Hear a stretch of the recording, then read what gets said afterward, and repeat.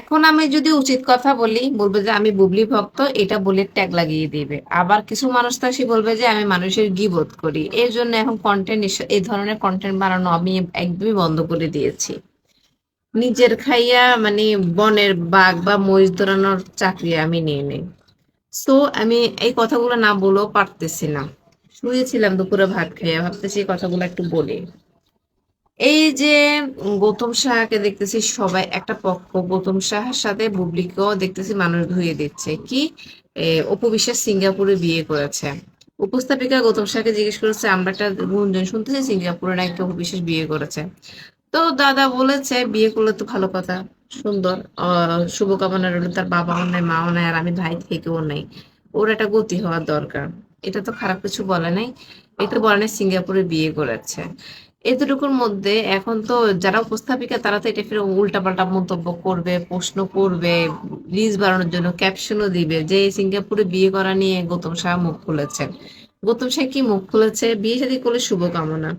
এই এই যে মাহফুজ কাদেরীর সাথে ঢলাঢলি না করে বিভিন্ন বেটাদের সাথে এদিক সেদিক যায় 300 ফিট 400 ফিট নাচানাচি না করে বিয়ে করে সংসার করা ভালো না?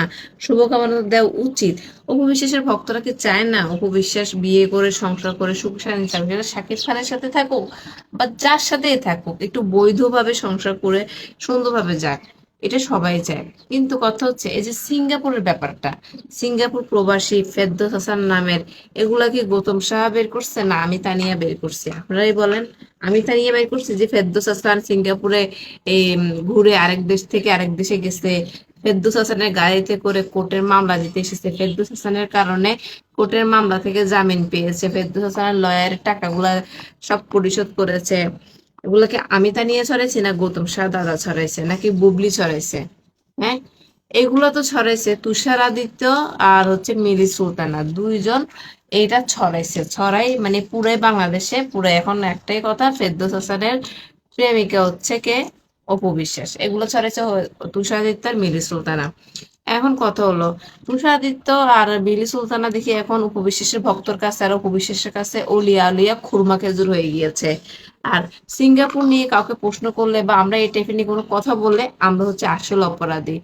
মানে এখন ওরা দুজন হচ্ছে সাধু সন্ন্যাসী, উপবিশ্বাসের ভক্তরা তাদেরকে মাথায় নিয়ে নাচতেছে।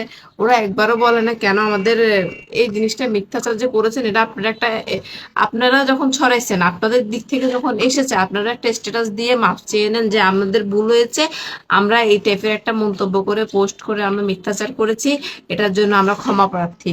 এই দুইজন মিলি সুলতানা তুষাদিতের দরকার না এটা মানে ক্লিয়ার করা, পোস্ট করে, যেমন পোস্ট করে মিথ্যা গুজব হোক সত্য মিথ্যা এই দুজনই ভালো জানে। তো ওরা যদি এটা ক্লিয়ার করে দেয়, সিঙ্গাপুরের প্রশ্ন উপবিশেষকে কেউ করবে না, বা কোনো মানুষকেও, কোনো সেলিব্রিটিকে আর ইন্টারভিউ বোর্ডে দিয়ে বা ইন্টারভিউ সেটে নিয়ে বলবে না যে সিঙ্গাপুরকে অপু বিশ্বাসের সাথে প্রেম আছে ফেরদৌস হাসানের বা বিয়ে করেছে। এটা আর উঠবে না, কারণ যারাই গুঞ্জনটা বা গুজবটা ছড়িয়েছে তারাই আবার ক্লিয়ার করে দিয়েছে যে এটা একটা গুজব ছিল, তারা মিথ্যাচার করেছে। কারণ এই এই যে এখন তারা মানে সাধু সন্ন্যাসী সবার কাছে, আর গৌতম সাহা প্রশ্নের উত্তর দিয়েছে বিয়ে করলে শুভকামনা রইলো। আর এখন মেন অপরাধী গৌতম সাহা। মানে ব্যাপারটা ওরা সাধু সন্ন্যাসী আর গৌতম সাহা আর বলেন আমি বলেন আমরা অপরাধী। ব্যাপারটা চুদলিং পং হয়ে গেল না? হুম, আমার কথা তো এখন ভালো লাগবে না।